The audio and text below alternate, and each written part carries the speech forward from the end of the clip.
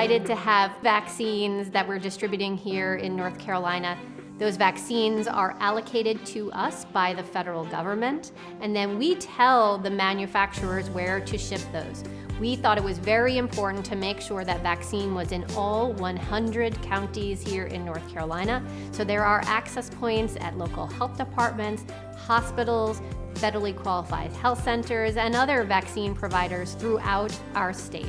We're working hard in North Carolina to speed up our vaccination efforts, whether that's making sure that folks can get a timely appointment, making sure that they can get to their vaccine appointments and helping them with transportation, or the site itself, making sure that there are folks to check you in and to give those vaccines. So there's lots of work going on to make sure we're speeding up that process, and North Carolina has been doing a terrific job.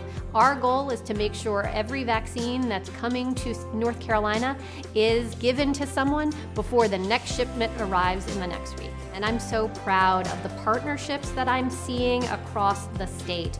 We're seeing government entities like our local health department and emergency managers come together with our hospitals and other vaccine providers to work together to get vaccine out as quickly as possible.